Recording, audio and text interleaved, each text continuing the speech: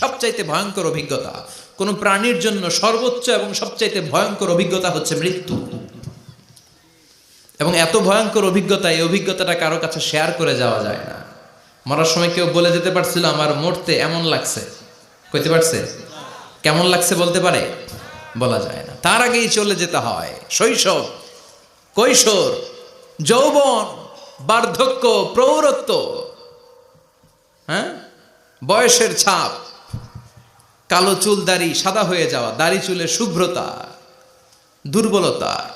This is the circle of life.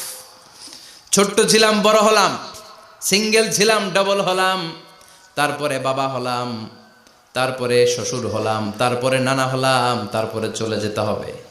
This is the circle of life. বিশ্বনবী বললেন আমারু উম্মতি মা বাইনা সিত্তিনা ইলা সাবঈন, আমার উম্মতের গড় বয়স হলো 60 থেকে 70। এই উম্মতের গড় বয়স কত?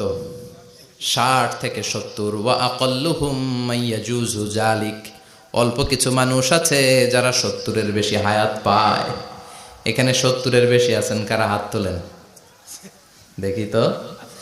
কয়জন? একজন, দুইজন, তিনজন। মাশাআল্লাহ, আল্লাহ আরো হায়াত দেখ, আল্লাহ এদেরকে আরো হায়াত দারাজ করুক। চিল্লায় বলেন আমিন। তার মানে আমার উম্মতি মা বাইনা সিত্তিন ইলা সাবঈন, বিশ্বনবী বললেন এই উম্মতের গড় বয়স 60 থেকে 70, আর 70-এর বেশি হায়াত পাবে। ওয়া আকাল্লুহুম মাইয়াজুজু যালিক, 70-এর বেশি পাবে হাতে গোনা, গুনে বের করে ফেলা যায় একজন, দুইজন, তিনজন, বাকি সব 60-এর আগে নাই। ঠুস চিল্লা এখন ঠিক কিনা? বাংলাদেশের গড় হায়াত কত মানুষের? 60। বিশ্বনবীর কথার সাথে মিলে গেছে, চিল্লায় পড়েন সুবহানাল্লাহ। এই জন্য বিশ্বনবী বলেন এই যে মুরব্বীদের দাড়ি পাকে, এই যে রাস্তায় অ্যাক্সিডেন্ট হয়, এই যে ক্যান্সারে আক্রান্ত হয়ে লোকজন মারা যায়, তারপরেও কি টনক নড়ে না? এরপরেও কি বিবেকে ধরে না যে তোমাকে চলে যেতে হবে? আকসিরু যিকরা হাযিমিল লাযযাত, জীবনের সব স্বাদকে পানসা করে দেয় ওই মরণকে স্মরণ করো। মরণকে স্মরণ করলে জাহান্নাম বরণ করা লাগে না। চিল্লায় বলেন ঠিক কিনা? আবার আল্লাহ বললেন গোলাম, স্পেশাল একজন ফেরেশতা আমি মরণের জন্য সিলেক্ট করলাম, নাম মালাকুল মাউত। তাকে আমরা আজরাইল বলে চিনি। এই মালাকুল মাউত তার বাহিনী নিয়ে নির্ধারিত টাইমে গোটা বিশ্বের সব মানুষের রূহ কবজ করে। অন টাইম নাকি দেরি করে? মালাকুল মাউত আগেও আসে না, পরেও আসে না। সুবহানাল্লাহ পড়েন। সাইয়েদনা সুলাইমান আলাইহিস সালামের জামানাতে ওনার এক ওয়াজির ছিল, মন্ত্রী। ওই মন্ত্রীকে নিয়ে উনি বৈঠক করতেন। ওনার সময় উনি মালাকুল মাউতের সাথে বৈঠক করতেন। শুনতেছেন? আপনাদের মনোযোগ আছে তো? উনি বৈঠকে বসেছেন, মালাকুল মাউতও বসা, ওয়াজিরও বসা। হঠাৎ মালাকুল মাউত ওয়াজিরের দিকে বড় বড় চোখ করে তাকাচ্ছে। বড় বড় চোখ করে তাকানোতে ওয়াজির ভয় পেয়েছে। হঠাৎ মালাকুল মাউত চলে গেল। ওয়াজির বলে ও সুলাইমান আলাইহিস সালাম, এই যে লোকটা বড় বড় চোখ করে আমার দিকে তাকালো, এটা কে? সাইয়েদনা সুলাইমান বলে হাদা মালাকুল মাউত। যে বর্ণনাটা বলছি এটা হাদিস না, এটা হচ্ছে ইসরাইলিয়া, জিউস ট্র্যাডিশন। কোরআন হাদিসের সাথে কোনো দ্বন্দ্ব নাই, তাই বর্ণনা করা যাবে। বিষ্ণু বলেছেন বাল্লিগু আন্নি ওয়ালাউ আয়া, আবার বলেছেন ওয়া হাদিসু আন বনি ইসরাইল ওয়ালা হারাজ। বনি ইসরাইলের ট্র্যাডিশন বর্ণনা করো, জিউস ট্র্যাডিশন বর্ণনা করো, এতে কোনো সমস্যা নাই। ওয়াজির বলে ও সাইয়েদনা সুলাইমান, বড় বড় চোখ করে যে তাকালো লোকটাকে? সাইয়েদনা সুলাইমান বলে হাদা মালাকুল মাউত, এটা মৃত্যুর ফেরেশতা। ওয়াজিরের কলিজায় পানি নাই। এটা কি ফেরেশতা? শুনে তো পিলে চমকে গিয়েছে। কয় কি? মালাকুল মাউত তো আমার চিনে ফেলাইছে, বাড়ি চিনে ফেলছে, আমার খবর আছে। সাইয়েদনা সুলাইমান আলাইহিস সালাম জিনদেরকে দিয়ে কাজ করাতেন, মেঘমালাকে দিয়ে কাজ করাতেন, বিশাল সিংহাসন নিয়ে পৃথিবীর প্রাচ্য থেকে পাশ্চাত্যে ঘুরে বেড়াতেন।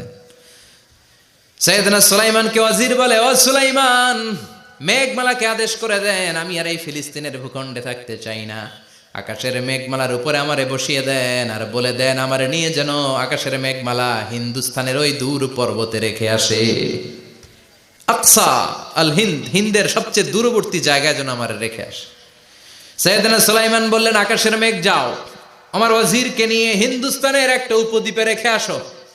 রেখে আসা হলো। কিছুক্ষণ পর মালাকুল মাউত সাইয়েদনা সুলাইমানের কাছে হাজির। সাইয়েদনা সুলাইমান বললেন, ও মালাকুল মাউত কই ছিলা? কই একটু আগে হিন্দুস্তান থেকে আপনার ওজিরের রুহু কবজ করে আসছি। সুবহানাল্লাহ পড়েন। এটা আবার কেমন কথা, তুমি ওইখানে গেলা কেন? কয় রব্বুল আলামিন কিছুক্ষণ আগে আমার কাছে পয়গাম পাঠিয়েছে, যাও সাইয়েদনা সুলাইমানের ওয়াজিরের রুহুটা কবজ করো। কবজ করার জায়গা হলো হিন্দুস্তানের উপদ্বীপ। কোন জায়গায়? মালাকুল মাউত এসে দেখে সুলাইমান নবীর সাথে মিটিং করে। ওয়াজির কার সাথে মিটিং করে? সুলাইমান নবীর সাথে। কিন্তু ফরমানে লেখা রুহু কবজ করতে হবে কোথায়? হিন্দুস্তানে। সুবহানাল্লাহ কইবেন না? এই জন্য বড় বড় চোখ করে আমি তাকিয়েছি আর মনে মনে ভাবলাম টাইম তো নাই, কারণ মৃত্যু তো অন টাইমে হতে হয়, এখনই ওর রুহু কবজ করতে হবে। কেমন করে ওইখানে যাবে আমি জানি না, আমি আগে চলে যাই। মালাকুল মাউত চলে গেল, যে দেখে ওই জায়গায় ওয়াজির ও হাজির। সাথে সাথে রুহু কবজ করে আল্লাহর কাছে চলে গিয়েছে। পড়েন সুবহানাল্লাহ। এজন্য আল্লাহ বললেন, মালাকুল মাউত আমি নির্ধারণ করে দিয়েছি, পৃথিবীর প্রতিটি মানুষ মালাকুল মাউতকে দেখবে, চাক্ষুষ দেখবে, ভালো হলেও দেখবে, খারাপ হলেও দেখবে। কার কথা? ভালো মানুষ যদি হয়, আল্লাহওয়ালা যদি হয়, ইসলাম প্রিয় যদি হয়, ডানপন্থী যদি হয়, মৃত্যুর সময় মালাকুল মাউত আলা সূরাতি শাবিন আলা আহসানি সূরা, একজন যুবকের আকৃতিতে চমৎকার ধবধবে সাদা একটা জুব্বা পরে, জান্নাত থেকে জান্নাতি কাফন নিয়ে, হানুত মিন হানুতিল জান্নাহ, জান্নাতের সুগন্ধি নিয়ে মুমূর্ষু রোগীর মাথার সামনে এসে বসে যায় আর দেহটার ইঙ্গিত করে বলে, ইয়া আইয়াতুহান নাফসুত তাইয়্যিবা, ও পবিত্র আত্মা। আরেক বর্ণনায় এসেছে, ইয়া আইয়াতুহান নাফসুল মুতমাইন্নাহ, ও প্রশান্ত আত্মা, উখরুজি ইলা মাগফিরাতিম মিনাল্লাহ, আল্লাহর ক্ষমার দিকে বের হয়ে আসো। উখরুজি ইলা মাগফিরাতিম মিনাল্লাহি ওয়া রিদওয়ান, আল্লাহর ক্ষমার সন্তুষ্টির দিকে রুহুটা বের হয়ে আসো। স্মুথলি বলার সাথে সাথে মুমিনের দেহ থেকে রুহুটা বের হয়ে আজরাইলের হাতে চলে যায়। স্মুথলি বলার সাথে সাথে স্বাচ্ছন্দ্যে আনন্দে মুমিনের দেহ থেকে রুহুটা সা করে বের হয়ে মালাকুল মাউতের হাতে এসে পড়ে। পড়েন সুবহানাল্লাহ। আল্লাহ এমন মৃত্যু তুমি আমাদের নসিবে রেখে দিও, চিৎকার করে পড়েন আমিন।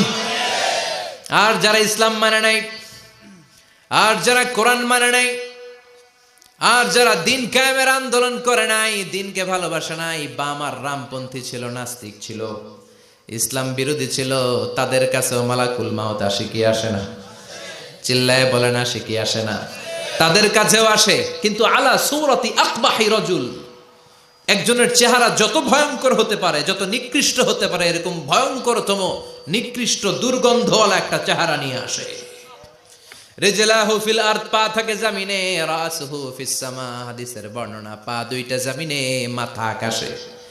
এসে ধমক দিয়ে জালিমের মাথার সামনে এসে বলে, ইয়া আইয়াতুহান নাফসুল খাবিসা, হে পাপাত্তা, হে অপবিত্র আত্মা, উখরুজি ইলা সাখাতিল্লাহি ওয়া গাদাবিহি, আল্লাহর রাগের দিকে, আল্লাহর অসন্তুষ্টির দিকে বের হয়ে আয়। মালাকুল মাউতের এই অর্ডার পাওয়ার সাথে সাথে রুহুটা কিন্তু বের হয় না। মুমিনের রুহুকে ডাক দিলে যেমনি স্মুথলি বেরোয়, কাফিরের রুহু এভাবে বেরোয় নাকি? কথা বলেন। রুহুটা ডানে যায়, ফাতাতাফাররাক, একবার রুহুটা ডানে যায়, আবার রুহুটা বায়ে যায়, আবার সামনে যায়, পায়ে যায়, হাতের মধ্যে ঢুকে ডানে বায়ে যায়। মালাকুল মাউত আবার ধমক দিয়ে বলে, ইয়া আইয়াতুহান নাফসুল খাবিসা, পাপাত্তা বের হয়ে আয়। রুহুটা আবার ডানে যায়, বায়ে যায়, সামনে যায়, পেছনে যায়। এবার ঘপাস করে মালাকুল মাউত রুহুকে ধরে টান মারে। সারা দেহটা থেকে প্রাণ রস সিক্ত করতে করতে দেহ থেকে রুহুটাকে টেনে হিচড়ে বের করে আনে। আর মুমূর্ষু রোগীটা চিৎকার মারতে থাকে। পড়েন না আউযু বিল্লাহ। একটা জীবন্ত ছাগলের চামড়াগুলো জবাই না দিয়ে কেউ যদি টেনে টেনে বের করে, ছাগল জবাই হয় নাই কিন্তু চামড়া এক পাশ থেকে টেনে টেনে টেনে হিচড়ে আপনি গা থেকে বের করলে যত কষ্ট হয়, এর চেয়েও বেশি কষ্ট দিয়ে মালাকুল মাউত বামপন্থী আর কাফেরদের রুহুটা দেহ থেকে বের করে আনে। পড়েন না আউযু বিল্লাহ। আমাদের রুহুটা যেন আল্লাহ, মুমিনদের রুহু আপনি যেভাবে কবজ করান, ওইভাবে যেন আমাদের রুহুটা বের হয়ে আসে। আর জোরে পড়েন আমিন। এজন্য আল্লাহ বললেন, বাল তুসিরুনাল হায়াতাদ দুনিয়া ওয়াল আখিরাতু খায়রুন ওয়া আবকা, পাগলের মতো মোহাচ্ছন্ন হয়ে এই দুনিয়াটার পেছনে ছুটে বেড়াও। এই দুনিয়া আসল নয়, আখেরাত হলো আসল। চিল্লায় বলেন ঠিক কিনা? অস্থির, আমরা অস্থির, আমরা ব্যস্ত দুনিয়ার লোভে আর মোহে পড়ে। আমাদেরকে যে মরতে হবে, চলে যে যেতে হবে, এটা ভাবার সময় আমাদের নাই। চিল্লাই কোন ঠিক কিনা? এজন্য বলা হয় মুতু ক্বাবলান তামুতু, মরার আগে একবার মরো। হাসিবু ক্বাবলান তুহাসাবু আলাইক, তোমার হিসাব কিয়ামতের দিন করার আগে তুমি তোমার হিসাব করো। জীবনে কি কি পাপ করেছি আমি জানি, আমার চেয়ে ভালো কেউ জানে না। চিল্লায় বলেন ঠিক কিনা? কি কি অন্যায় করেছি আমার হৃদয়ের মধ্যে কথাগুলো আছে না নাই? পৃথিবীর কেউ না জানলেও আমি জানি কি জানি না। এজন্য হাসিবু ক্বাবলান তুহাসাবু আলাইক, তোমার হিসাব বসার আগে নিজে হিসাব করো কি কি করলা। আসল মরণের দিন শটান হয়ে তো শুয়ে পড়ো ভাই। মরার আগে আরেকবার মরো। মরার আগে আরেকবার কি করবেন? কথা বলেন। মরার আগে কি করতে হবে? হঠাৎ একদিন বিছানায় শটান হয়ে শুয়ে যান, চক্ষুটা বন্ধ করেন, ভাবেন মরে গিয়েছেন। এই তো মালাকুল মাউত চলে এসে রুহটা নিয়ে গেল। আত্মীয় স্বজন চিৎকার চেঁচামেচি শুরু করে দিল, কান্নার রোল পড়ে গেল চারদিকে। মাইকের মধ্য দিয়ে, মসজিদের মাইকে অ্যানাউন্স হয়, অমুক এলাকার নিবাসী অমুক ভাই আমাদের মধ্যে দুনিয়ায় নাই, তার জানাজা হবে এশার নামাজের পর। সবাই এসে রুহের মাগফিরাত করেন। সবাই আপনারে দেখতে আসবে, কেঁদে কেঁদে লোকজন আপনারে কবর দিতে আসবে। চিল্লায় বলেন ঠিক কিনা? কেঁদে কেঁদে সবাই আসবে, দেখার জন্য আসবে। ছেলেগুলো কাঁদবে, স্ত্রী কাঁদবে, বাবা মা কাঁদবে, বন্ধু বান্ধব কাঁদবে। আর ঘরের মধ্যে রাখা হবে না। এবার আপনাকে গোসল দেওয়ার পালা। চক্ষু বন্ধ করে চিন্তার দরকার আছে না নাই? একটু চোখটা বন্ধ করে ভাবেন, আপনাকে গোসল দেয়া হবে, জামাগুলো খোলা হবে। এত টাকা দিয়ে যে দামি গোসলখানা টাইলস লাগিয়ে ঘরে বানালেন, আপনার শেষ গোসলটা কি ওই দামি গোসলখানায় হবে? লাশ যেখানে ধোয়া হয় ওই জায়গায় ধোয়া হবে। আপনাকে কাফন পরানো হবে। আপনার কলিজার টুকরা ছোট বাচ্চাটারে বলা হবে, আব্বু দেখে যাও তোমার বাবারে শেষবারের মতো দেখো। আপনার বাবা মা শেষবারের মতো একটা নজর দিয়ে আপনার চেহারাটা দেখে নিবে। বন্ধু বান্ধবরা শেষবারের মতো একবার আপনারে দেখে নিবে। জানাজার জায়গায় নেওয়া হবে। হবে না এই ঘটনাটা আমাদের? হ্যাঁ, হবে কি না? হাজার হাজার মানুষ শেষ বিদায় দেওয়ার জন্য আসবে।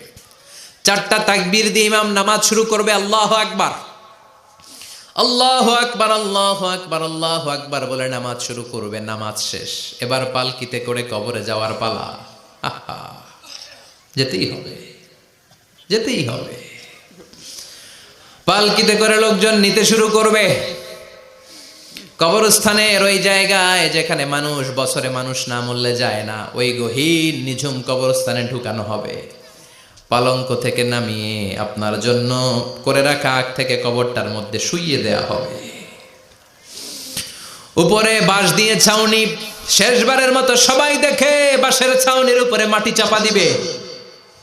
ঠিক কিনা? চলে যাবে সবাই, কেউ নাই, অন্ধকার, শুধু অন্ধকার। এই অন্ধকার যেন শেষ হতে চায় না। এই ঘটনা ঘটবে না আমাদের? কথা বলেন, ঘটবে কিনা? এজন্য মরার আগে এগুলো চিন্তার দরকার আছে না নাই? মরার আগে আরেকবার মরার দরকার আছে না নাই? এজন্য রব্বুল আলামিন বলেন, বাল তুসিরুনাল হায়াতাদ দুনিয়া ওয়াল আখিরাতু খায়রুন ওয়া আবকা। এই দুনিয়ার জীবনটাকে তোমরা আসল জীবন মনে করো, এটা আসল জীবন নয়। আসল জীবন হলো কবরের জীবন। চিল্লায় বলেন ঠিক কিনা? এজন্য লাইফটা হলো one time, one chance. Second কোনো চান্স আপনাকে দেয়া হবে নাকি? কাফেররা বলবে, ইয়া রাব্বি আরেকটা সুযোগ দেন। লাউ আন্না লানা কাররা ইয়ানি মাররা, আল্লাহর একটা সুযোগ যদি পেতাম দুনিয়াতে ভালো করে আসতাম। আল্লাহ বলবেন, ইন্নাহা কালিমাতুন কাইলুহা, এটা শুধু তাদের মুখের কথা। তাদেরকে আবার সুযোগ দিলেও তারা কিচ্ছু করবে না। চিল্লায় এখন ঠিক কিনা? এজন্য একটা চান্স আমরা পেয়েছি, এই দুনিয়ার ওয়ান চান্সে আমরা ভয় পাবো একজনকে। চিল্লায় বলেন তিনি কে? এজন্য যেতে আমাদেরকে হবে। এই মরণ থেকে পালানোর কোনো সুযোগ কেউ পালাতে পারে নাই। এই মরণ হলো আখিরাতের প্রবেশদ্বার। মরণ নামক পালকিতে চড়ে আমরা কবরের ভেতরে ঢুকি। মরণ হলো প্রথম পর্ব, কবর হলো দ্বিতীয় পর্ব। যেরকম ঠিক কিনা? এজন্য বিশ্বনবী বললেন, আল কবর রাউদাতুম মিন রিয়াদিল জান্নাহ আও হুফরাতুম মিন হুফারিন নার। কবর হলো কারো জন্য জান্নাতের বাগান, কারো জন্য জাহান্নামের গর্ত। আমরা বলি, আল্লাহ আমাদের কবরটারে জান্নাতের বাগান বানাও।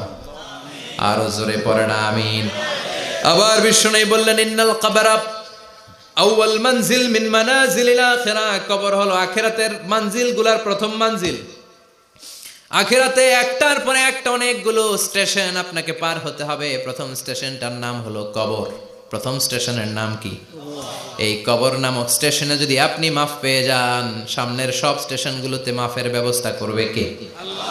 আর কবর নামক স্টেশনে যদি ধরা খেয়ে যান, আপনার মায়ের আছে না নাই? লাশটাকে যখন রাখা হয়, লাশটা চিনে কে আমারে রাখলো, কে আমাকে ধৌত করলো, কে আমারে কাফন পড়ালো। এজন্য বিশ্বনবী বলেছেন, মুমূর্ষের সামনে বসে বসে পড়ো, লা ইলাহা ইল্লাল্লাহু মুহাম্মাদুর রাসূলুল্লাহ। লাকিনু মাউতাকুম লা ইলাহা ইল্লাল্লাহ। মুমূর্ষের সামনে দাঁড়িয়ে দাঁড়িয়ে পড়ো, লা ইলাহা ইল্লাল্লাহ। এই লা ইলাহা হচ্ছে জীবিতদের জন্য কালিমা, আর আমরা মরার পরে এই জিকির করি। ঠিক কি না? আমাদের দেশের অনেক জায়গায় লাশ নিয়ে কবরে যাওয়ার সময় লা ইলাহা পড়ে না। না, এটা আগের জিকির, মরার আগের জিকির। মরার আগে আপনাকে অ্যানাউন্সমেন্ট দিতে হবে, আল্লাহ ছাড়া কোনো ইলাহ নাই, বিশ্বনবী হচ্ছেন শেষ নবী এবং রাসূল। চিল্লায় বলেন ঠিক কি না?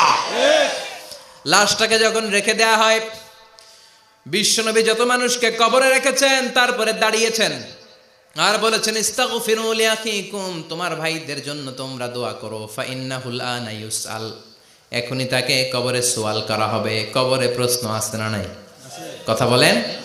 বিশ্বনবী খাদিজাতুল কুবরা, ওনার প্রথম স্ত্রী খাদিজাতুল কুবরা তাহেরাকে কবরের মধ্যে রেখে দিয়ে কাঁদতে শুরু করলেন।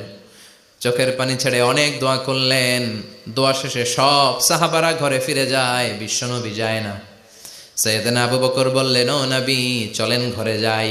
অনেক তো দোয়া করলেন। বিশ্বনবী বললেন, আবু বকর তুমি যাও, আমি যাব না। এইটা সাধারণ মহিলা না, এটা বিপদের দিনের সঙ্গিনী খাদিজা। মক্কায় যখন আমার কেউ ছিল না, খাদিজা আমারে ভুলে নাই। 3 বছর কাফিররা আমাকে জেলখানায় বন্দি রেখেছে, নাম শিয়াবে আবি তালেবের জেলখানা। আমার স্ত্রী ওই জেলখানার জীবনেও আমারে ছাড়ে নাই। আমার সাথে 3 বছর খাদিজাও জেল খেটেছে। এই একটাই মহিলা, যেই মহিলাকে আল্লাহ আরশের উপর থেকে সালাম দিয়েছে, মহিলাটার নাম খাদিজা। আল্লাহু আকবার। আমার সব সন্তান আল্লাহ খাদিজার পেট থেকে দিয়েছে। ফাতেমাতুজ জোহরা খাদিজার মেয়ে, জাইনাব খাদিজার মেয়ে, উম্মে কুলসুম খাদিজার মেয়ে, রুকাইয়া খাদিজার মেয়ে, আবুল কাসেম বিশ্বনবীর ছেলে খাদিজার ছেলে, আব্দুল্লাহ যাকে তাইয়্যিব এবং তাহের নামে আমরা চিনি, সেও খাদিজার ছেলে। সুবহানাল্লাহ। ও আবু বকর, আমার এই কলিজার টুকরা প্রিয়তমা খাদিজারে রেখে দিয়ে কেমনে বাসায় যায়? তুমি যাও, আমি দাঁড়িয়ে থাকবো। এখনই মুনকার নাকির এসে খাদিজারে প্রশ্ন করবে, আমি দেখবো খাদিজা উত্তর দিতে পারে কিনা। আর প্রশ্নের উত্তর যদি ভুল করে ফেলে, কবরের উপর থেকে আমি নিজে প্রশ্নের উত্তর দিয়ে দেব।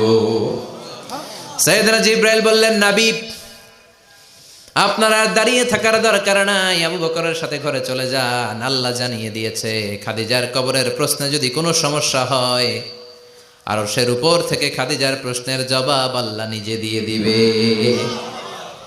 এজন্য কবরের আযাব থেকে বিশ্বনবী পানাহ চেয়েছেন। বিশ্বনবী বলেছেন, আল্লাহুম্মা ইন্না নাউযু বিকা মিন আযাবিল কবর। ও আল্লাহ, কবরের আযাব থেকে তুমি আমাদেরকে বাঁচাও। পড়েন আমিন। কবরে মুমিনদেরকে 4টা প্রশ্ন করা হবে, কাফিরদেরকে 3টা প্রশ্ন। চিৎকার করে বলেন, মুমিনের প্রশ্ন কয়টা? আর জোরে বলেন। প্রথম প্রশ্ন, মার রব্বুক, তোর রবের নাম কি? আমরা কি বলবো? আল্লাহ আমারে রব, এই রবি আমার সব, দমে দমে তনু মনে তারি অনুভব। আল্লাহ আমারে রব, এই রবি আমার সব। পড়েন আমিন। দ্বিতীয় প্রশ্ন, আমার দিন, উত্তর দিনের নাম কি? ধর্মের নাম কি? তৃতীয় প্রশ্ন, আমান হাদার রাজুল, এই লোকটাকে কে? আমরা বলবো মুহাম্মদ সাল্লাল্লাহু। 3টা প্রশ্নের উত্তর যখন আপনি কবরে করে দিতে পারবেন, অতিরিক্ত একটা প্রশ্ন, ওয়ামা ইলমুক, এই যে 3টা প্রশ্নের উত্তর পাল্লা, কেমন করে উত্তর জানলা? কোত্থেকে শিখেছো? নকল করে আনছো কাফনের কাপড়ে? পরীক্ষার হলে নকল আছে না নাই? হাতে নকল আছে না? পায়ে নকল, মুজার ভিতরে নকল আছে না নাই? মোবাইলে নকল আছে না নাই? নকল থেকে আল্লাহ তুমি বাঁচাও। আরো আসতে কোন আমি। কিভাবে জানলা? কেমন করে? 3টা প্রশ্নের উত্তর শিখলা। What is the source of your knowledge? তথ্যসূত্র কি? আপনাকে বলতে হবে আমি যেই কিতাবটা থেকে শিখেছি কিতাবটার নাম কি? চিল্লায় বলেন কি নাম? এই কিতাবটা হলো কোরআন। আপনাকে বলতে হবে কোরআন থেকে আমি শিখেছি, বিশ্বনবীর হাদিস থেকে আমি শিখেছি। 4টা প্রশ্নের উত্তর যখন পারবেন, ফেরেশতারা বলবে আহলান সাহালান, খোশ আমদেদ, কংগ্রেচুলেশন, বাহ বাহ, তুমি তো চমৎকার পেরেছো। ফায়ুফসাহু লাহু কবরুহু 70 যিরাআন, মুমিন বান্দার কবরটা 70 হাত লম্বা করে দেয়া হবে। ইফতাহু লাহু বাবুন ইলাল জান্নাত, জান্নাতের দিকে তার কবর থেকে একটা দরজা বানিয়ে দেয়া হবে। জান্নাতের সুঘ্রাণ ঠান্ডা বাতাস এসে তার কবরের ভিতরে ঢুকতে শুরু করবে। ইলবাসু লিবাস মিন আহলিল জান্নাত, জান্নাতীদের পোশাক তার গায়ের মধ্যে পরিয়ে দেয়া হবে। আল্লাহু আকবার। আর বলা হবে নাম কানাউমিল আরুস, বাসর রাতে বর যেমনি কনেকে নিয়ে ঘুমিয়ে যায়, তুমিও একটা ঘুম দাও। আলহামদুলিল্লাহ পড়ে মুমিন বান্দা আনন্দের একটা ঘুম দিবে। ইসরাফিলের সিংগার আওয়াজ ছাড়া পৃথিবীর কোনো কিছুই তার আগে ঘুম ভাঙতে পারবে না। আল্লাহ আমরাও যেন সেদিন কবর একটা মজার ঘুম দিতে পারি, তুমি তৌফিক দাও। জোরে পড়েন আমিন। এবার বামপন্থী নাস্তিক আর কাফেরদের পালা, ইসলাম বিদ্বেষীদের পালা, আলেম ওলামাদের শত্রুদের পালা, ইসলামকে যারা বিজয়ী শক্তি হিসেবে মানতে পারে নাই তাদের পালা। চিল্লায় এখন ঠিক কিনা? ওদেরকেও একই প্রশ্ন, রব কে? ওরা বলবে আমি জানি না। আমাদের উত্তর আল্লাহ। ওরা বলবে আমি কিচ্ছু জানি না, আমি সব ভুলে গেছি, আমার মাফ করে দেন, আমি কিছুই জানি না। তবে আমি ইসলাম বিরোধীদের সাথে চলতাম, যারা ইসলাম রে বাস দিত আমি তাদের সাথে স্লোগান দিতাম। এরকম ডাকাইত আছে না নাই? দ্বিতীয় প্রশ্ন, আমা দিন, তোমার ধর্মের নাম কি? কয় আমার ধর্ম নাই, আমার ধর্ম কর্ম নাই, আমি খালি দুনিয়া কে মজা লেলো, দুনিয়া তোমারই হ্যায়, আমি খালি দুম্মা চলে দুম। আছে না নাই? আমি শুধু মৌজ মাস্তিতে ব্যস্ত ছিলাম, আমার দুনিয়া নাই, দিন নাই, আখেরাত নাই, রবকে আমি জানি না, ধর্মকে জানি না। ইসলাম বিরোধী রাজনীতি আমি করতাম, মাও সেতুংয়ের রাজনীতি, কার্ল মার্কসের রাজনীতি, বুশের রাজনীতি, ডোনাল্ড ট্রাম্পের রাজনীতি, বামপন্থীদের রাজনীতি। চিল্লা এখন ঠিক কিনা? কোনো ধর্ম নাই। এই লোকটাকে চিনো কিনা বলো। বিশ্বনবীর চেহারা দেখিয়ে বলা হবে এই লোকটাকে, কয় জানি না। এরে আমি মানতাম না, এরে আমি গালে দিতাম। এরকম জাহান্নামের নরকীট আর পিতৃ পরিচয়হীন জারদ সন্তান বাংলার দেশেও আছে না নাই? এই মহামানবটাকে গালি দিয়ে পৈশাচিক আনন্দ পায়।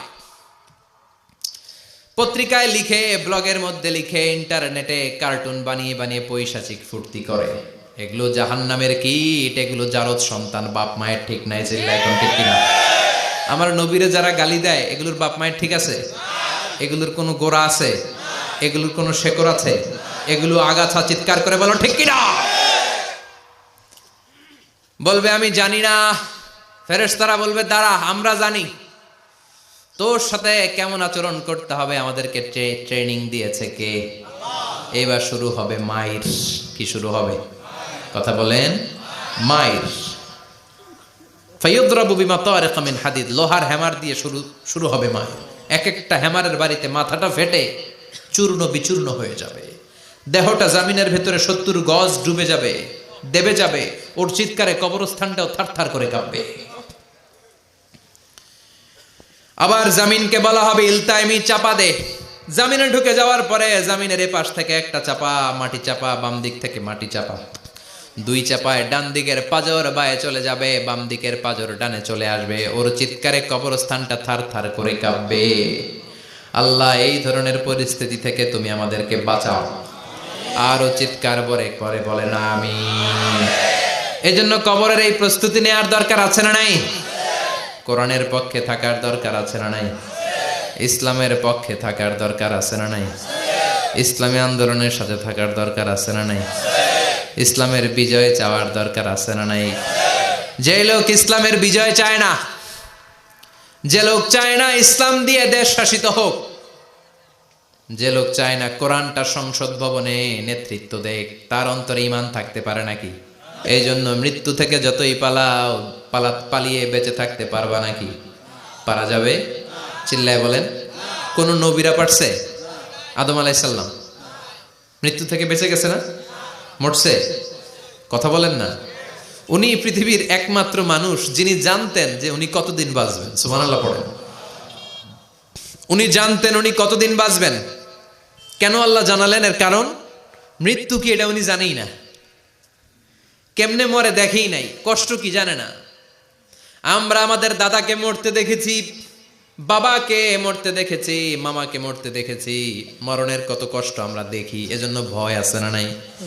আদম আলাইহিস সালামের দাদা আছে নাকি? বাবা, মামা, খালু, শালা আছে? নাই। এজন্য মৃত্যু যে কেমন এটা উনি জানতেন না। এজন্য আল্লাহ জানিয়ে দিলেন, আদম পৃথিবীতে তুমি 1000 বছর বাঁচবা। আলফু সানা লাম্মা খালাকাল্লাহু আদম ওয়া কানা তুলুহু 60 যিরাআন। বুখারীর বর্ণনা, সাইয়েদনা আদম আলাইহিস সালামকে বানানোর পরে আল্লাহ 60 হাত লম্বা বানালেন। কয় হাত? জোরে বলেন, আরো জোরে। 60 হাত লম্বা। এরপরে ওনার ঔরসে পৃথিবীতে যত নারী আসবে, পুরুষ আসবে রুহের জগতে, সবগুলো রুহুকে বসিয়ে দিলেন বৈঠকে। সুবহানাল্লাহ। বিশাল কনফারেন্স রুম। আমরাও ছিলাম না? আমাদের রুহুটাও ছিল। সাইয়েদনা আদম বললেন, আল্লাহ এরা কারা? আল্লাহ বললেন, আদম এগুলো সব তোমার সন্তান। সাইয়েদনা আদম অবাক দৃষ্টিতে, অপলক নয়নে নিজের সন্তানদের রুহগুলো দেখতেছিলেন। দেখতে দেখতে হঠাৎ একটা রুহুকে ভালো লেগে গেল। বললেন, আল্লাহ এটা কার রুহু? আল্লাহ বললেন, এটা দাউদ আলাইহিস সালামের রুহু। পড়েন সুবহানাল্লাহ। আল্লাহ এটাকে দেখতে বড় ভালো লাগে, কার রুহু? এটা তোমার ছেলে নবী হবে, নবী দাউদের রুহু। কাম উমরুহ, আল্লাহ দুনিয়াতে সে কয়দিন বাঁচবে? আল্লাহ বললেন, 40 সানা, 40 বছর। কয় বছর? সবাই বলেন, কয় বছর? 40 বছর। সাইয়েদনা আদম বললেন, মাবুদ আমার এত সুন্দর কলিজার টুকরা সন্তান দাউদ আলাইহিস সালামকে দুনিয়াতে মাত্র 40 বছর আপনি কেন দিলেন? আল্লাহ প্রথম মানুষ এবং নবী হিসেবে আপনার কাছে ফরিয়াদ করি, আমার ছেলে দাউদের বয়স বাড়ায়া দেন। আল্লাহ কয়, না, হাদা কদ কুতিবা, এটা লেখা হয়ে গেছে। রুফিআতিল আকলাম ওয়া জাফফাতিস সুহুফ, লিখে ফেলছি, কলম শুকায় গেছে, কালি শুকায় গেছে, এটা চেঞ্জ করা যাবে? সাইয়েদনা আদম বললেন, আল্লাহ আমি বাঁচবো কয় বছর? কয় তুমি থাকবা কয় বছর? আলফু সানা, 1000 বছর। মনে আছে? আল্লাহ আমার 1000 বছরের দরকার নাই, আমি আমার 1000 বছর থেকে 60 বছর আমার ছেলে দাউদরে আমি দিয়ে দিলাম। আদম আলাইহিস সালামের 1000 বছর থেকে 60 বছর যদি দান করে দেয়, ওনার আর কত রইল? 940। আর 60 বছর যদি দাউদ নবীর 40 বছরের সাথে যোগ দেয়া হয়, উনি পেলেন কয় বছর? 100। সাইয়েদনা আদম পৃথিবীতে আসলেন, এসে থাকতে শুরু করলেন। দিন গড়িয়ে রাত আসে, মাস গড়িয়ে বছর আসে, বছর যায় বছর আসে। ঠিক 940 বছর পর মালাকুল মাউত আদম আলাইহিস সালামের কাছে আসলেন। বললেন, আনা মালাকুল মাউত উকিলা বিকুম, আপনাদের জন্য আল্লাহ আমাকে বানিয়েছে রূহ কবজ করতে। ও আদম, আবুল বাশার, পৃথিবীর প্রথম মানব, প্রথম নবী, আপনার সময় শেষ, রেডি হন। কি হন? খেলা শুরু হবে, এখনই রূহ কবজ করে নিয়ে যাব। সাইয়েদনা আদম বলে, এখন আসছো কেন? আমার আরো 60 বছর বাকি আছে। মালাকুল মাউত বলে, না, আপনি রূহের জগতে আল্লাহর কাছে আপনার সন্তান দাউদকে কয় বছর দিয়েছিলেন?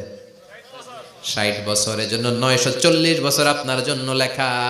আমি এখন আপনার রূহ কবজ করতে চাই। সাইয়েদনা আদম বলে, আমি মানি না, আমি কাউরে দেই নাই 60 বছর, আমি দেই নাই, আমি আরো বাঁচব, আমি আরো বাঁচবো, 60 বছর আমি বাঁচবো, আমি দেইটাই নাই। মিয়া যাও। মালাকুল মাউত আল্লাহর যে বলে, আল্লাহ দেয় নাই বলে, আসলে ভুলে গেছে। আসলে আফাতুল ইলমি আন নিসিয়ান, মানুষ ভুলে যায়, মানুষ বড্ড ভুলে যায়। আমরা অনেক সময় খাইয়াও কই খাই নাই। অনেক কিছু আপনি দিছিলেন কিন্তু ভুলে যাই, গলার নিচ দিয়ে নামার পরে কই তুমি কিচ্ছু দাও নাই। আছে না নাই? নাসিয়া আদম ফানাসিয়া বানু, আদম আলাইহিস সালাম ভুলে গেছেন, তাই আমরাও ভুল করি, ঠিক কিনা? এজন্য আমাদের নেতারাও বলে এটা দেব ওটা দেব, নির্বাচনের পর সব ভুলে যায়। আছে না নাই? ওই যে আদম আলাইহিস সালাম ভুলছে, আমরাও ভুলে যাই। ওনাদের দোষ কি? ভুলে যায়, বেমালুম ভুলে যায়। আল্লাহ বললেন মালাকুল মাউত আর জোরাজুরি করো না। 940 নয়, ঠিক 1000 বছর পরে আদমের কাছে যাবা। আমি আমার আদমের ভাগ্যে এই জিনিসটাই রেখে দিয়েছিলাম রে মালাকুল মাউত। আমি আগ থেকে এটাই রেখেছি, আমি জানতাম সে ভুলে যাবে। চিল্লা এখন সুবহানাল্লাহ। তার মানে পৃথিবীর সবচাইতে লম্বা মানুষ, 60 হাত লম্বা, এত শক্তিশালী আদম আলাইহিস সালাম শ্রীলঙ্কাতে প্রথম নেমেছিলেন। 1 লাফ দিলে আধা মাইল চলে যাইতেন। সুবহানাল্লাহ। কি লম্বা মানুষ, থাকতে পারছে? কথা নাই, ঘুমে ধরছে? শেষ করে দেই। হ্যাঁ, আরো কয়েক মিনিট চলবে? চলবে চলবে। তাকবীর দেন, লিল্লাহি তাকবীর। আদম আলাইহিস সালাম চলে গেলেন। ওনার পরের নবী ইদ্রিস আলাইহিস সালাম, উনি মরে নাই। ইদ্রিস আলাইহিস সালাম মরছে, কে বলছে? উনিও মরেছেন। তবে ওনার মৃত্যুর আজীব এক ঘটনা আছে, অনেক লম্বা কথা। এক ফেরেশতার সাথে ওনার বন্ধুত্ব হয়েছিল। বলেছিলেন আমি আকাশ দেখতে চাই, আল্লাহর কাছে অনুমতি চাই। আল্লাহ বলল ঠিক আছে, ইদ্রিসকে আকাশে ঘুরাও। প্রথম আকাশে ঘুরলেন, দ্বিতীয় আকাশে ঘুরলেন, তৃতীয় আকাশে ঘুরলেন, চতুর্থ আকাশে ঘুরলেন। ইন দ্য মিন টাইম চতুর্থ আসমানে মালাকুল মাউত পৃথিবীর দিকে নেমে আসছিল। ওই ফেরেশতা বলে মালাকুল মাউত আপনি কই যান? মালাকুল মাউত বলে একটু আগে আল্লাহ ফরমান জারি করেছে, চতুর্থ আসমানে আমার নবী ইদ্রিসের রূহ কবজ করো। সুবহানাল্লাহ। আমি বললাম আল্লাহ আপনার পাঠানো নবী সাইয়েদনা ইদ্রিস থাকে দুনিয়ায়, চতুর্থ আসমানে পামু কই? আল্লাহ কয় কথা নাই, দৌড় দে। আমি দৌড় দিলাম, এসে দেখি ইদ্রিস আলাইহিস সালাম এখানে রেডি। সুবহানাল্লাহ। ওয়া রাফা'নাহু মাকানান আলিয়্যা। ইদ্রিস আলাইহিস সালামের রূহ কবজ দুনিয়ায় হয় নাই, চতুর্থ আকাশের মধ্যে হয়েছে। একটু চিৎকার করে পড়বেন সুবহানাল্লাহ। এরপরে সুলাইমান আলাইহিস সালাম, উনি তো মরে নাই, মরছে? উনি জিন চালাইতো, উনিও মরবে? শক্তিশালী একজন নবী ছিল। উনি মালাকুল মাউতকে বলেছিলেন মালাকুল মাউত আমার মৃত্যুর সুয়াইয়া, সামান্য কিছু আগে আমারে বইলো, আমার একটা কাজ আছে। মালাকুল মাউত মৃত্যুর কিছু সময় আগে এসে বলল সুলাইমান টাইম ইজ আপ, সময় শেষ, অল্প কিছু সময় বাকি, কি করবেন করেন। সাইয়েদনা সুলাইমান জিনদেরকে ডাকলো, ও জিনেরা, বিশাল একটা প্রজেক্ট আছে, প্রজেক্টে কাজ শুরু করো। আর কিছু জিনকে বলল চারদিকে গ্লাস ফিটিং করা একটা রুম বানাও। সাইয়েদনা সুলাইমান আলাইহিস সালাম গ্লাস ফিটিং করা রুমের ভেতরে ঢুকলেন। এই রুমে ঢুকার দরজা নাই, হাতে একটা লাঠি নিলেন। কি নিলেন? লাঠির মধ্যে ভর করে দাঁড়িয়ে রইলেন আর জিনদের দিকে তাকিয়ে রইলেন। জিনেরা এত বদমাশ ছিল, সাইয়েদনা সুলাইমান দাঁড়িয়ে না থাকলে কাজ করতো না। ছিল ফাঁকিবাজ। কি ছিল? দাঁড়ায় না থাকলে আজও লোকজন কাজ করতে চায় না, ঠিক কিনা? মালিক দাঁড়ায় থাকলে ঠিকই কাজ হয়ে যায়। সুলাইমান আলাইহিস সালাম লাঠির মধ্যে ভর দিয়ে দাঁড়িয়ে রইলেন আর বললেন কাজ করো। জিনেরাও কাজ শুরু করলো। ওদিকে মালাকুল মাউত এসে বলে, ও সুলাইমান সময় তো শেষ। সুলাইমান বলে সমস্যা নাই, রূহ কবজ করেন। উনি লাঠির মধ্যে ভর দিয়ে দাঁড়িয়ে রইলেন। গ্লাস ফিটিং করা রুমের ভিতরে কোরআন সাক্ষী। মালাকুল মাউত ওইভাবে লাঠিতে ভর দেওয়া অবস্থায়, দাঁড়ানো অবস্থায় সাইয়েদনা সুলাইমান আলাইহিস সালামের রূহ কবজ করে নিলেন। উনি এমন ভাবে দাঁড়িয়েছেন, রূহ চলে গেল, লাশ হয়ে দাঁড়িয়ে রইলেন। লাঠির মধ্যে দাঁড়িয়ে আছেন, জমিনের মধ্যে লুটিয়ে পড়ে নাই। সুবহানাল্লাহ। জিনগুলো দূর থেকে ভাবলো বস তো দাঁড়ায় আছে। কে দাঁড়ায় আছে? জিনেরা মনে করছে বস দাঁড়ায় আছে, কাজ করতে হবে। করতে করতে পুরা প্রজেক্টের কাজ শেষ। ইন দ্য মিন টাইম ঝিঝি পোকা, উই পোকা, যেই পোকা কাঠ খেয়ে ফেলে, এই কাঠ খাওয়ার পোকা সুলাইমান আলাইহিস সালাম লাঠির ভেতরে ঢুকে লাঠিও খেয়ে ফেলেছে। সাইয়েদনা সুলাইমান আলাইহিস সালাম ধপাস করে জমিনে পড়েছে। আর জিনেরা কয় হায় হায়, খালি খালি কাম করছে এতদিন। সুবহানাল্লাহ কইবেন না? সুলাইমান আলাইহিস সালাম বাঁচতে পারে নাই, চলে গেলেন। মুসা আলাইহিস সালাম মরছে? উনি মরবে কেন? উনি তো খালি মারে। মরছে? এক থাপ্পড়ে ফেরাউনের বাবুর্চি নাই। মুখের আগে হাত চলতে কয়েকজন, এর মধ্যে মুসা আলাইহিস সালাম আছে না নাই? মালাকুল মাউত মানুষের আকৃতিতে অনুমতি না নিয়ে ঘরের ভেতরে ঢুকে গেল। ঢুকে বলে আনা মালাকুল মাউত, আমি মৃত্যুর ফেরেশতা। তো কি চাও? জিতু আন আকবাদা রূহাক, আপনার রূহ কবজ করতে আসছি। কিন্তু মুসা আলাইহিস সালাম দেখতেছেন দিব্যি একজন মানুষ, কি দেখে? আবার সালাম দেয় নাই, অনুমতি নিয়েও ঢুকে নাই। অমিয়া অনুমতি নিয়ে ঘরে ঢোকার দরকার আছে না নাই? মুসা আলাইহিস সালামের মেজাজ বড় গরম। উনি বললেন কি করবি? কয় আপনারে মারমু। কয় এদিকে আয়। মালাকুল মাউত মনে মনে ভাবে এতদিন সব মানুষগুলো আমারে দেখলে দিত দৌড়, আজকে মনে হয় আমারে দিতে হবে দৌড়। এক পা আগায় দুই পা পেছায় সাহস করে সামনে গেলেন। আবার মুসা আলাইহিস সালাম দিলেন এরকম থাপ্পড়, ফাসাক্কাহু ফাফাকু আইনা। বুখারীর বর্ণনা, এক থাপ্পড়ে চোখ নাই। ঠিকই মালাকুল মাউত দৌড়, এক দৌড়ে আল্লাহর কাছে। আল্লাহ বললেন রাখো, এটা মুসা আলাইহিস সালাম, তার মেজাজ বড্ড গরম, আমাকে কথা বলতে হবে। আল্লাহ বললেন মুসা, বুখারীর বর্ণনা, গরুর পিঠের উপর হাত রেখে দাও। রাখা হলো। তোমার হাতের নিচে গরুর যত পশম, প্রত্যেক পশমের বিনিময়ে এক এক বছর করে হায়াত বাড়িয়ে দিলাম। মুসা আলাইহিস সালাম অনেক চালাক নবী, উনি বললেন আল্লাহ আমার হাতের নিচে যদি গরুর 2000 পশম থাকে, তার মানে 2000 বছর হায়াত বাড়িয়ে দিলেন, কিন্তু এক্সট্রা হায়াত যখন শেষ হয়ে যাবে এরপরে কি হবে?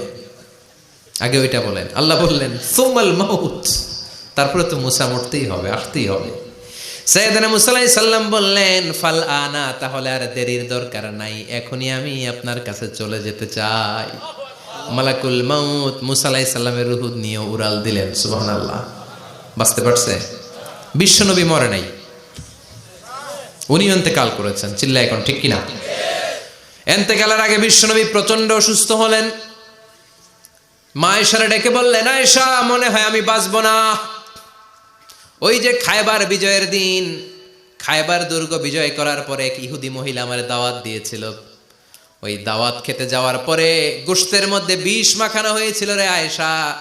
ওই বিষ মাখানো খাসির গোশত খেয়ে যে ব্যথা আমার পেটে উঠেছিল, আজ আবার সেই ব্যথা উঠেছে। বিশ্বনবী ওই বিষ খাওয়ানো গোশতের কারণে ইন্তেকাল করেছেন, তার মানে বিশ্বনবী শাহীদ। জামা আল্লাহু বাইনা নবুওয়া ওয়া শাহাদা, আল্লাহ বিশ্বনবীকে শুধু নবী বানায় নাই, শহীদ হিসেবে কবুল করেছে। সুবহানাল্লাহ কবেন না? প্রচন্ড অসুস্থ, উনি ছাড়া মসজিদে নববীতে কেউ ইমামতি করার সাহস পায় না। বিশ্বনবী বললেন আবু বকর তুমি যাও, আবু বকরও যায় না। বিশ্বনবী বললেন পানি আনো। বিশ্বনবী পানি দিয়ে ওযু করলেন। ওযু করে কয়েকজন সাহাবীকে ধরে উঠতে চাইলেন, আবার ধপাস করে বেহুশ হয়ে পড়ে যায়। বিশ্বনবী উঠতে পারে না। আবার বললেন ঠান্ডা পানি আনো। পানির ভেতরে বিশ্বনবী 2 হাত ঢুকিয়ে দিয়ে ঠান্ডা ভিজা হাত দিয়ে চেহারার মধ্যে মাসে করলেন আর বললেন ইন্নালিল মাউতিলা সাকারাত, হায়রে মৃত্যুর কি যন্ত্রণা, হায়রে মৃত্যুর যে কি কষ্ট। ও মিয়া, বিশ্বনবী যদি মৃত্যুর কষ্টে কাতরায়, আমাদের অবস্থা কি?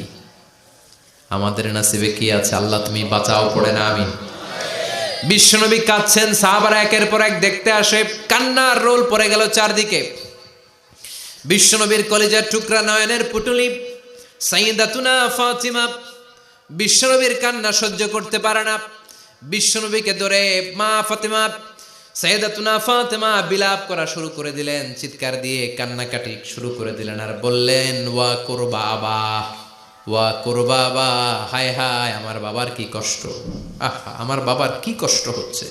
বিশ্বনবী বললেন ফাতেমা তুমি কেঁদো না, আমার কষ্ট আজকের পরে আর থাকবে না, আজকে তোর বাবার সব কষ্ট বন্ধ হয়ে যাবে।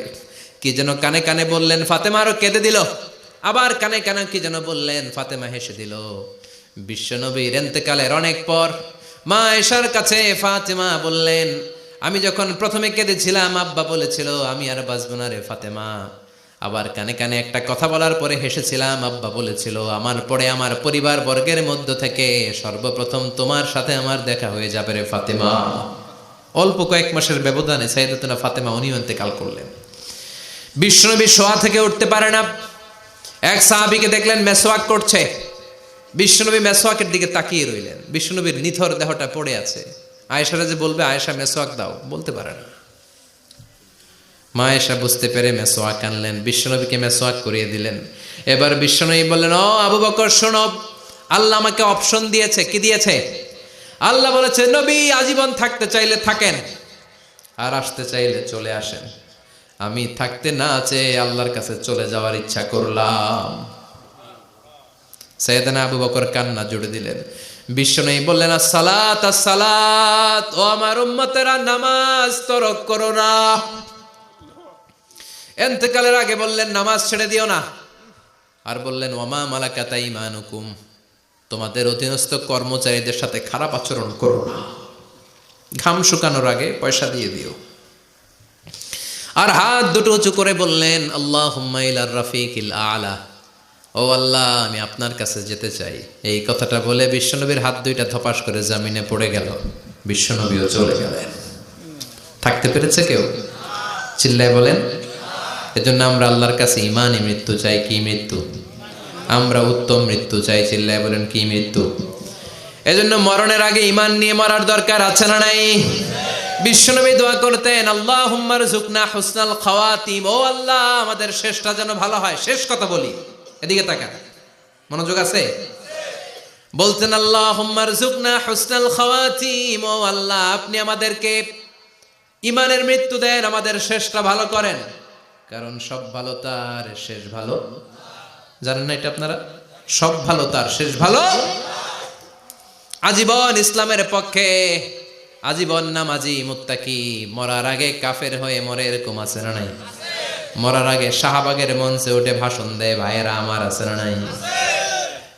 আবার আজীবন কাফের, ইসলামের বিরোধী, এন্তেকালের আগে কালিমা পড়ে সব মাফ করায়, আছে না নাই? বিশ্বনবীর শ্বশুর আবু সুফিয়ান, নাম শুনছেন? বদরের যুদ্ধে বিশ্বনবীর বিরুদ্ধে, মক্কায় বিশ্বনবীর ঘুমাতে দেয় নাই, উহুদের যুদ্ধে বিশ্বনবীর সাথে ফাইট, খন্দকের যুদ্ধে বিশ্বনবীর সাথে মারামারি, আহজাবের যুদ্ধে কিলাকিলি, সারাটা জীবন বিশ্বনবীর সাথে মারামারি, মক্কা বিজয় কালিমা পড়ে মুসলমান হয়েছে। গোটা জীবনে যা অন্যায় করেছে সব মাফ করে দিয়েছে কে?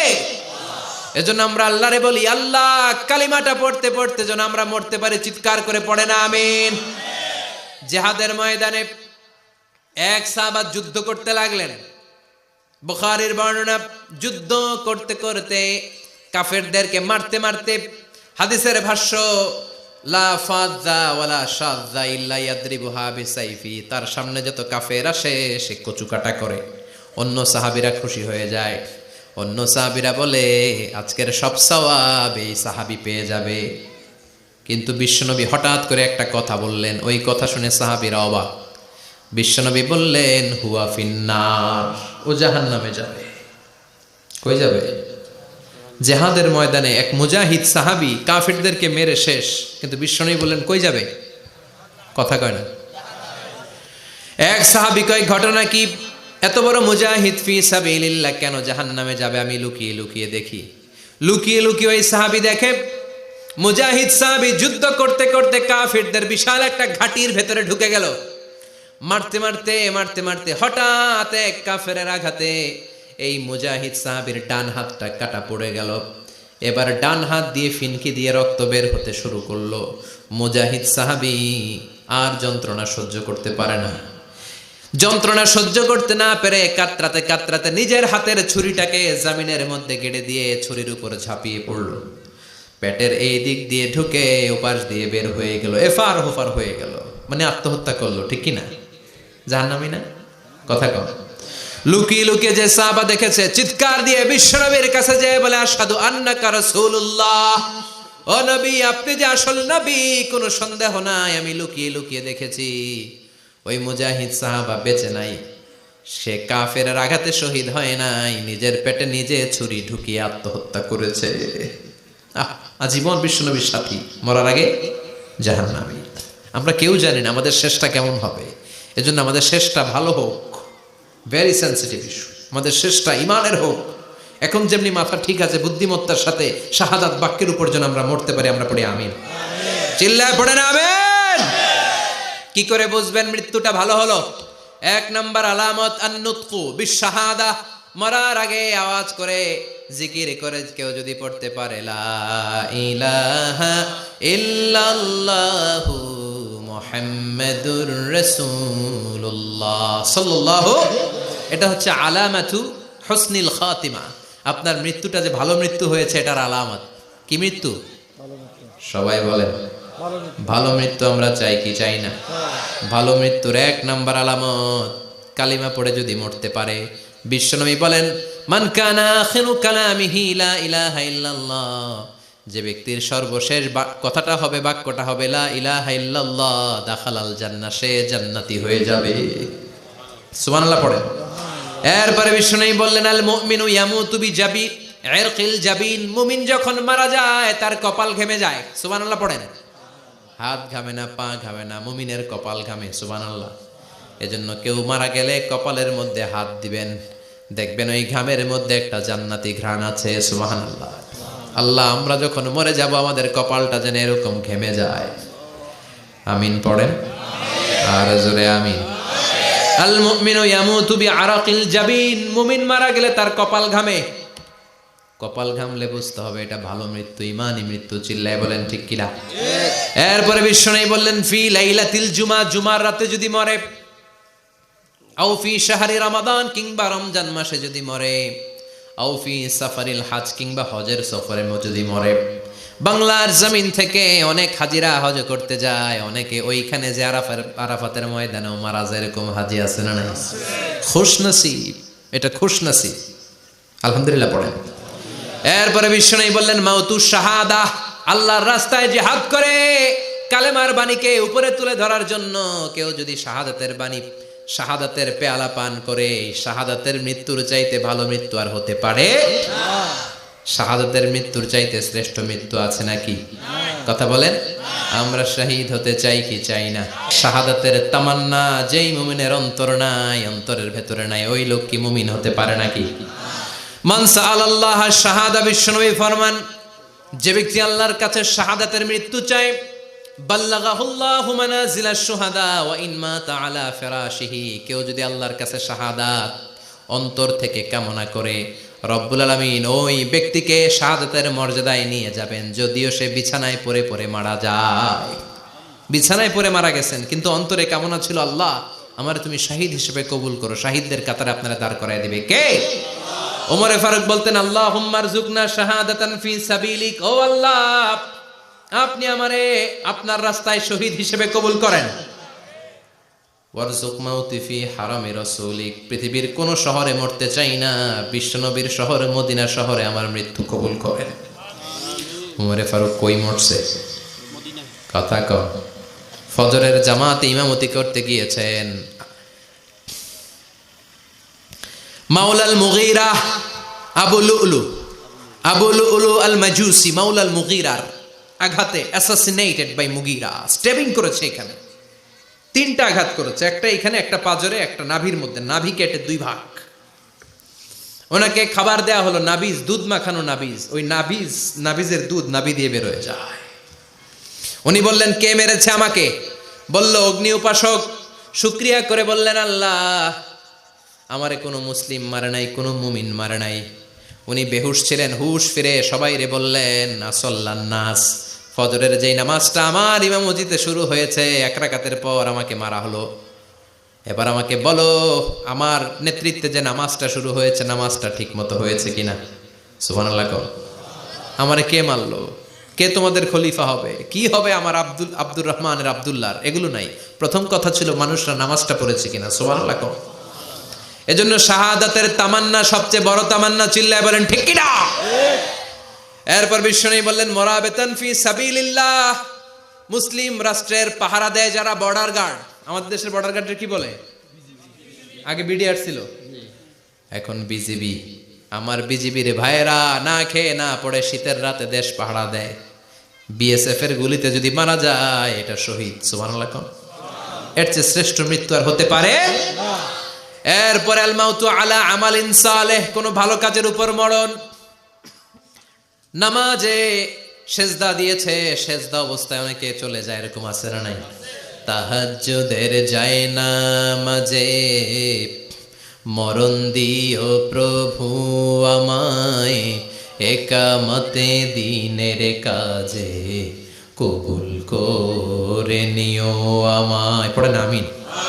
তাহাজ্জুদের জায়নামাজে যেন আমাদের মরণ হয়, পড়েন আমিন। রোজা অবস্থায় মারা যাওয়া, নেক আমল অবস্থায় মারা যাওয়া, এগুলো হচ্ছে আলামাত হুসনিল খাতিমা। আপনার শেষটা, বিদায়টা, মৃত্যুটা যে ভালো হয়েছে তার আলামত। আল্লাহ এই যে কথাগুলো বললাম, শ্রেষ্ঠ শ্রেষ্ঠ মৃত্যু, আমাদের মৃত্যুগুলো ওই রকম করে দিও। চিৎকার করে পড়েন আমিন, আওয়াজ করে পড়েন আমিন। এবার আলামাত সুইল খাতিমা, কিছু মৃত্যুর আলামত আছে, এটাই প্রমাণ করে এটা ভালো মৃত্যু নয়, এরকম আলামত আছে না নাই? এক নম্বরে হলো আল ইন্তেহার, আত্মহত্যার মৃত্যু। সমাজে আছে না নাই? উখিয়াতে তো নাই না? এদিকেও মরে, কি জন্য, কেন মরে? হ্যাঁ, বয়ফ্রেন্ড গালি দিছে এই জন্য? হ্যাঁ, মান কাতালা নাফসাহু বিশাইইন উযযিবা বিহি ইয়াউমাল কিয়ামা, যে জিনিস দিয়ে যে যাকে মেরেছে, আত্মহত্যা করেছে, সুইসাইড করেছে, কিয়ামতের দিন ওই জিনিস দিয়ে সে তাকে মারবে, এটাই হবে তার শাস্তি। ওড়না পেঁচিয়ে যারা আত্মহত্যা করলো ওর শাস্তি ওড়না পেঁচানো। বিষ খেয়ে যারা মারা গেল তার শাস্তি জাহান্নামের বিষ খাবে আর চিৎকার করবে। ছুরি ঢুকিয়ে যারা মারা গেল জাহান্নামের আগুনে ঝলসানো ছুরি শুধু ঢুকাবে। আল্লাহ আত্মহত্যা থেকে বাংলাদেশে বাঁচাও, আমাদের ছেলে মেয়েগুলারে বাঁচাও। চিৎকার দিয়ে বলেন আমিন। আত-তাআক্কুদ ফিল লিসান ফিলা ইলাহা ইল্লাল্লাহ, আজীবন কালেমা পড়ে নাই, আজীবন কালেমারে বাস দিয়েছে, এখন মরার সময় সবাই কয় কলমা পড়েন, কলমা পড়ে, এখন পড়তে চায় মাগার মুখ দিয়া বাইর হয় না। আছে না নাই? এরকম ডাকায় দুখিয়াতে নাই, কলমা পড়তে পারে না, আটকায় যায়, মরে গেছে। এই মৃত্যুটা কি ভালো কথা বলে? ফি হালাতি শুরব, অনেকে মদ খাইতে খাইতে মরে, আছে না নাই? জুলুম করতে করতে মরে, আছে না নাই? অন্যের জায়গা দখল করে মরে, এরকম আছে না নাই? ফি হালাতি ইরতিকাবিল কাবায়ের, যে কোনো কবিরা গুনাহ করা অবস্থায় যদি মারা যায় এটা খারাপ মৃত্যু, অপমৃত্যু, এটা জান্নাতি মৃত্যু নয়। চিৎকার করে বলেন ঠিক কি না? এরপর ফি সাখাতিল ওয়ালিদাইন, বিশ্বনবী বললেন কোন ছেলে যদি মারা যায় এমন অবস্থায় মা বাবা তার উপর রাগান্বিত, এটা ভালো মৃত্যু? কথা বলেন। পৃথিবীর চেয়ে, গোটা পৃথিবীর বুকে মায়ের চেয়ে আপন কেউ আছে নাকি? এই মায়ের মনে কষ্ট দিয়ে ওই অবস্থায় যদি মারা যায় এই মৃত্যুটা অনেক খারাপ। চিল্লায় বলেন ঠিক কিনা? এজন্য মায়ের সাথে খারাপ আচরণ করবেন নাকি? কথা বলেন। যার মা নাই সে জানে মা না থাকার কি জ্বালা, ঠিক কিনা? যখন রাত্রি নিঝুম এই চোখে ঘুম, একলা শুধু ঘরে, তোমায় মনে পড়ে মাগো, তোমায় মনে পড়ে। যখন রাত্রি নিঝুম এই চোখে ঘুম, একলা শুধু ঘরে, তোমায় মনে পড়ে মাগো, তোমায় মনে পড়ে। এজন্য মায়ের দোয়া সবচেয়ে বড় দোয়া। মা রেগে আছে, মা বদদোয়া দিয়েছে, বাবা বদদোয়া দিয়েছে, বাবা আপনার উপর অসন্তুষ্ট, ওই অবস্থায় ছেলে মরলে এটা কি ভালো মৃত্যু? এরপরে স্বামী যদি নাখোশ থাকে স্ত্রীর উপর, স্বামী যদি স্ত্রীর উপর রেগে থাকে, অসন্তুষ্ট থাকে, ওই অবস্থায় স্ত্রী যদি মারা যায় এটাও খারাপ মৃত্যু। চিল্লায় বলেন এটাও খারাপ মৃত্যু। এরপরে লাউ ফারিহাল মুসলিমুনা বিমাউতি, কোন লোক মারা গেলে যদি এলাকার মুসলমানরা খুশি হয় এটা কি ভালো মৃত্যু নাকি? কোন লোক মারা গেলে এলাকার মুসলমানরা যদি আল্লাহর শুকরিয়া করে এটা কি ভালো মৃত্যু নাকি? আমরা কি ভালো মৃত্যু চাই নাকি খারাপ? আমরা শাহাদাতি মৃত্যু চাই, ইমানের মৃত্যু চাই। পড়ে না আমিন। এজন্য রব্বুল আলামিন বলেন বাল তুসিরুনাল হায়াতাদ দুনিয়া ওয়াল আখিরাতু খায়রুন ওয়া আবাকা, ক্ষণস্থায়ী দুনিয়াটাকে তোমরা বড় মনে করো, এটা বড় না, বড় হলো আখিরাতের জীবন। এজন্য আখিরাতের জীবনের জন্য প্রস্তুতি দরকার, আছে না নাই? মরণ হচ্ছে সবচেয়ে বড় প্রস্তুতি, মরণের চিন্তা।